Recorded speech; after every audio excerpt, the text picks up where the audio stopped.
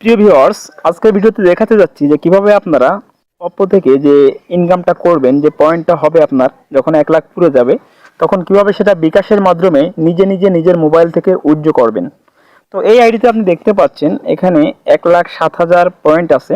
তো 1 লাখ পয়েন্ট হলে সাধারণত উইথড্র করা যায়। আমরা এখন এটা উইথড্র করব।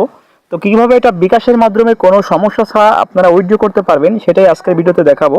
সর্বপ্রথম আপনাকে যেটা করতে হবে সেটা হচ্ছে এই যে পয়েন্ট আছে, এই পয়েন্টের উপরে একটা ক্লিক করতে হবে। তো আমি পয়েন্টের উপরে একটা ক্লিক করলাম। ক্লিক করার পরে আপনার সামনে উইথড্র ফাংশনটা আসবে।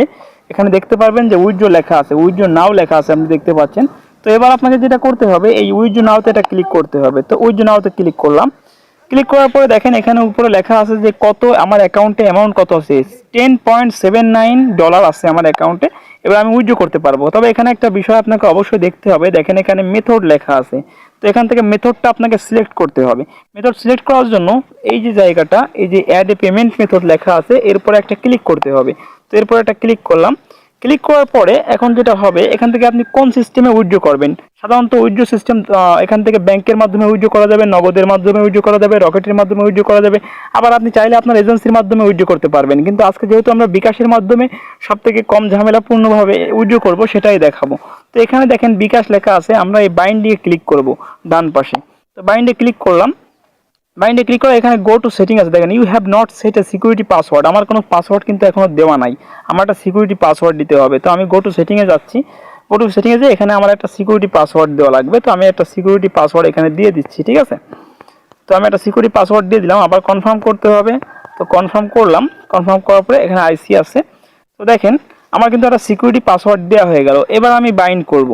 তো বাইন্ডে ক্লিক করলাম। বাইন্ডে ক্লিক করলে এবার আমাকে সিকিউরিটি পাসওয়ার্ড দিতে বললো। তো আমি আমার সিকিউরিটি পাসওয়ার্ডটা দিয়ে দিলাম, ঠিক আছে। দিয়ে দেওয়ার পরে এবার ভিতরে ঢুকে গেল।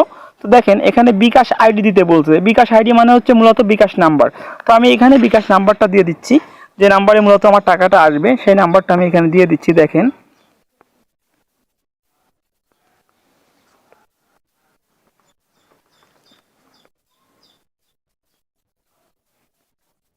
তো আমি আমার যেটা করলাম, আমি আমার বিকাশ নাম্বারটা এখানে কিন্তু দিয়ে দিলাম, ঠিক আছে।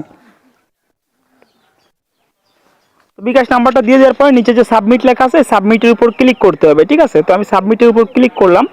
তো সাবমিটের উপর ক্লিক করলে দেখেন বাইন্ড সাকসেসফুলি লেখা আসলো। দেখেন এইবার আছে, এগুলো কিন্তু আমার টাকাটা উপরে দেখাচ্ছে 10.79, আর এখানে বিকাশ নাম্বার কিন্তু এখানে সিলেক্ট করা হয়ে গেছে। এবার আমি যেটা করব, আমি এবার উইথড্র নাওর উপরে একটা ক্লিক করব। তো করলাম উইথড্র নাওর উপরে ক্লিক, ঠিক আছে। ক্লিক করলে কনফার্ম করতে বললো, কনফার্ম করলাম। তো কনফার্ম করলে এবার আমার সিকিউরিটি পাসওয়ার্ডটা আবার দিতে বলতেছে, আমি আবারও সিকিউরিটি পাসওয়ার্ডটা দিয়ে দিলাম, ঠিক আছে।